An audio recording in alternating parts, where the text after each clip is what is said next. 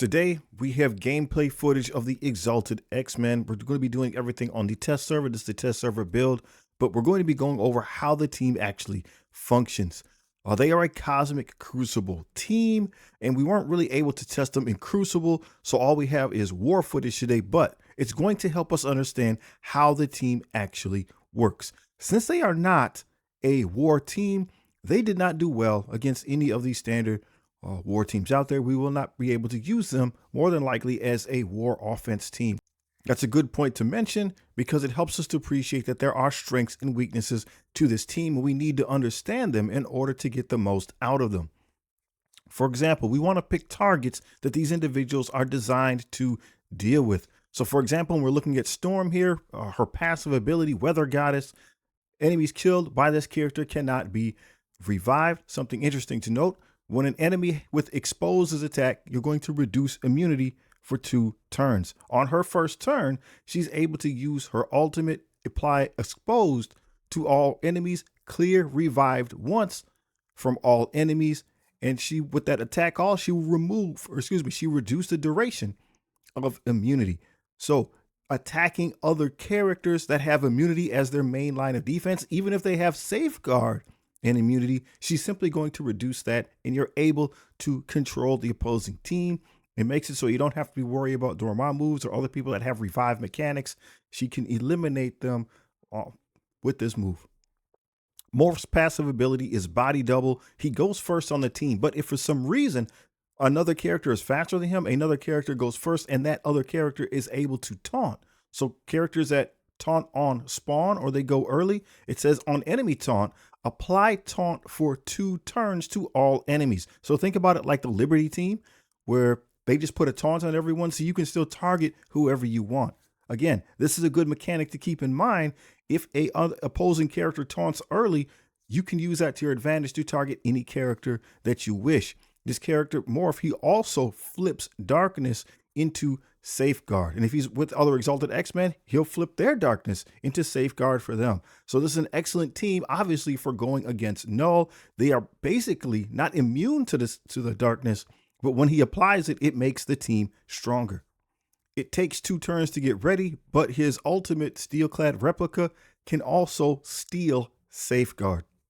Next, we have Angel, and we have his passive ability, Guardian Angel. It gives him his own special ability called Vitality.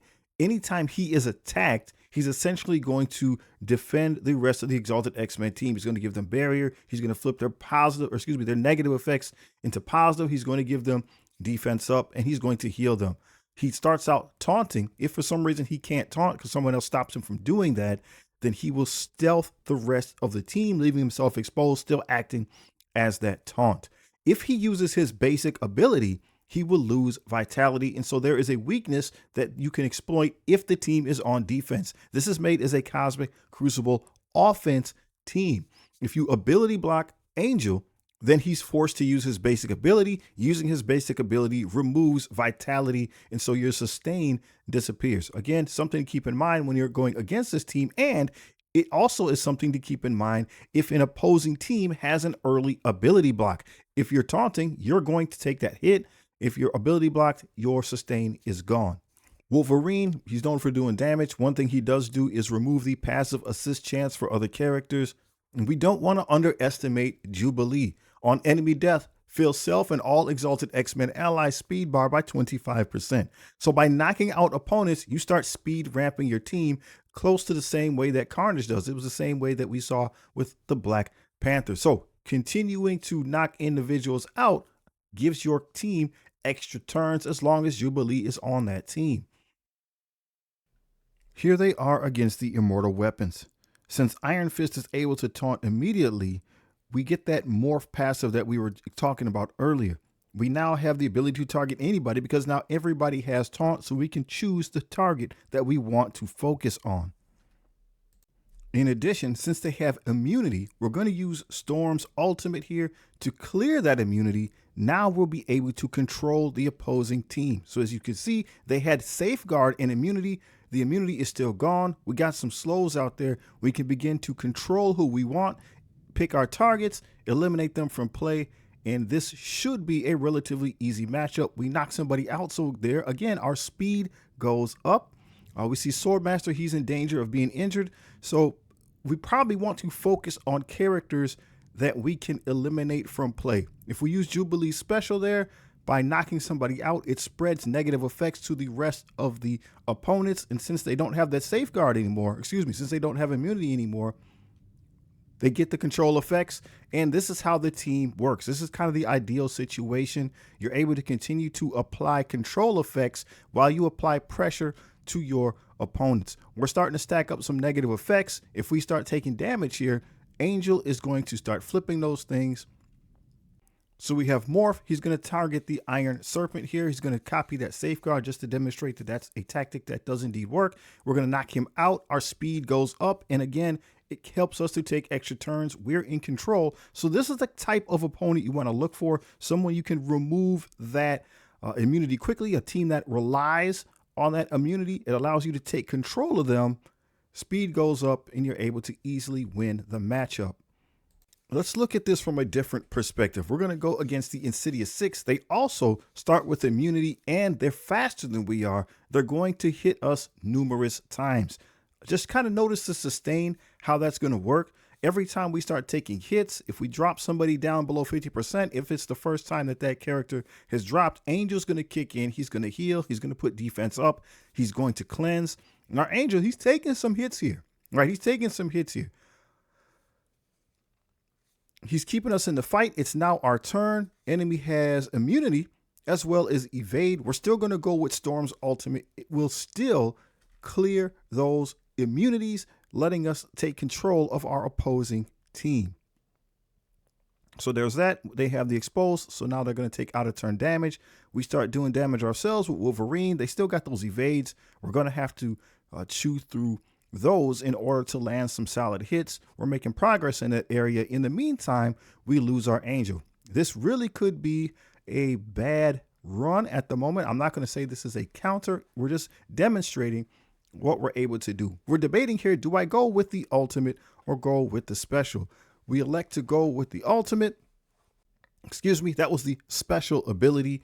Then we're going to try to double down here with Morph, get a hold of that safeguard, give it a little bit extra for our team. Logan comes in with the assist. Our speed goes up. That is also something we need to keep in mind. Who is it that's assisting? One of these characters, as long as Jubilee is on the board, will assist.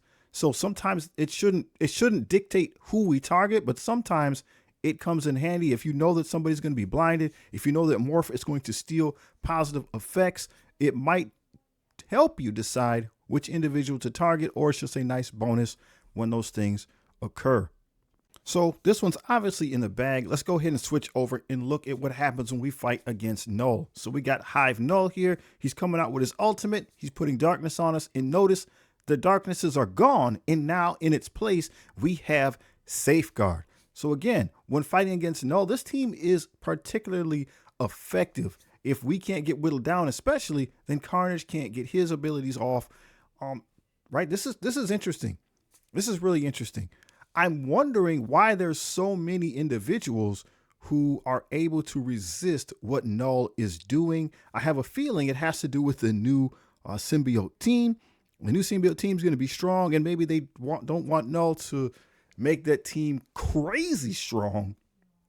So we have a lot of characters, again, this is just my opinion, that seem to be able to resist the darkness mechanic. We'll still be able to fight him as a symbiote. He's still going to be strong, but perhaps in addition to that darkness mechanic, things might be a little bit too much.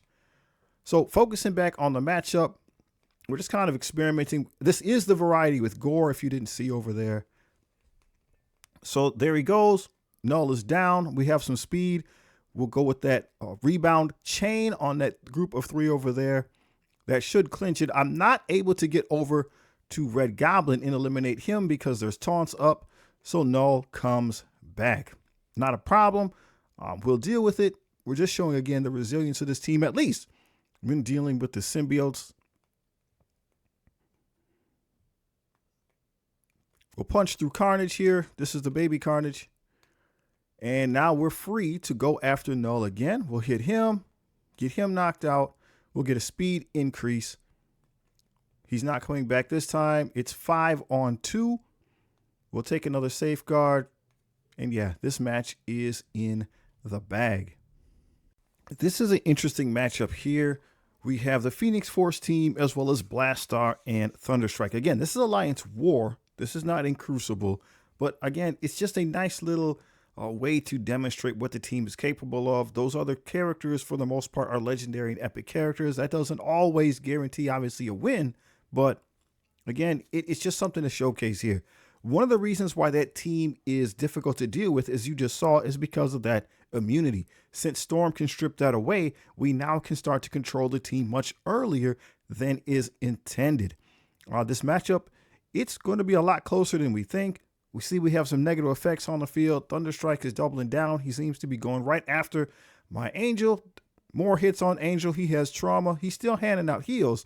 We're going to go right here in the middle with Wolverine because he has that rebound chain. The thought was he would double down on somebody. He did not. It's okay. Omega Red does what he does and he eliminates Angel. Wolverine is almost gone. And so I almost quit this matchup, but I forgot.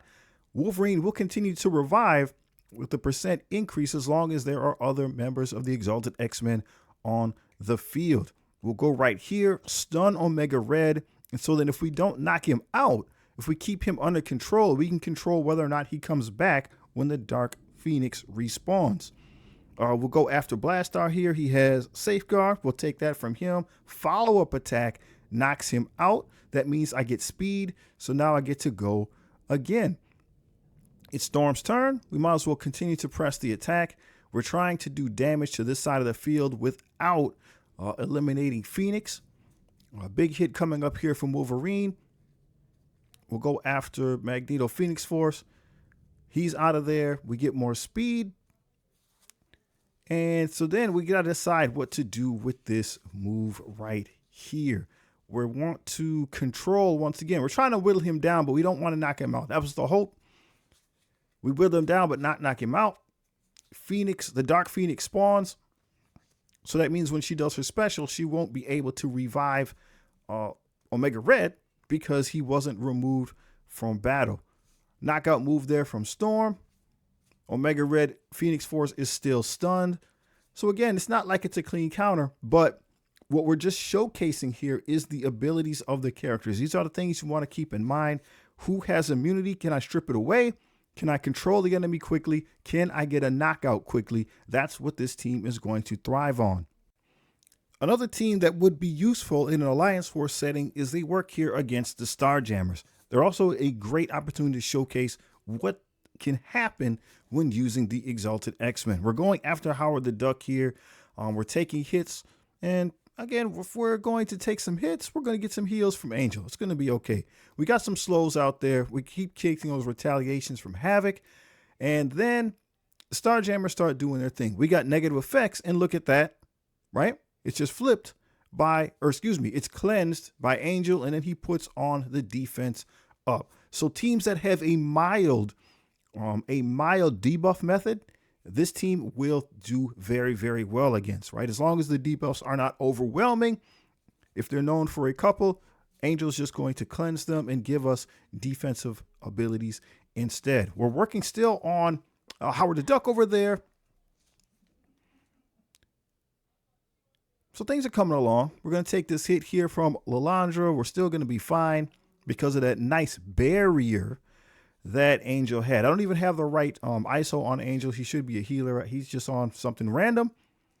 So once again, they tried to set up their defense. That's why this works. They tried to set up their defense there by giving the immunity, but it was Storm's turn again, and she's able to remove immunity, at least from that side of the field, with her special ability. We have Gladiator called in, but we got to keep in mind, he's kind of a glorified minion. So his health isn't that great. We knock out Groot, he comes back. We still get speed. Lilandra got knocked out. That gives us more speed. We're going to go right at Gladiator. I mean, he's strong, but essentially he is a summoned character. He's not as strong as the real Gladiator. So when we remove him from the board, that's just more speed for us. Now, earlier, I forgot to mention, there was an ability block that happened with Storm, Jubilee, and Morph. Okay, so that was obviously by Howard the Duck. If he would have did that on our side of the field with the Angel, then this fight probably goes very, very different, because Angel will be forced to use his basic ability and we would probably lose the matchup. So again, this isn't a true counter, but we're just showing how the team can function in a good setting. So we'll be looking out for other ways to take advantage of what they do. This team also does well against the New Mutants, Accursed, and the Annihilators in Alliance War, as well as the Thunderbolts. Other than that, there's a lot of teams that they don't work on. But hey, if you want to see some of that stuff, let me know. So let me know what your thoughts are. Are you interested in the Exalted X-Men? I mean, I'm interested with them because they're X-Men characters. They can do more in Crucible. And again, they're designed to be used on the offensive side. They're designed for you to control them. I'm sure, though, as a new team, you're going to see them on defense. And again, the weak spot of that is if you can ability block Angel, you stop their sustain. So again, what's your verdict on the team? Let me know in the comments below. Do you plan on using them? Do you see their use in the Breaker Scourge as well as the Storm Tower? If you haven't seen these videos right here, please check them out. They're legit.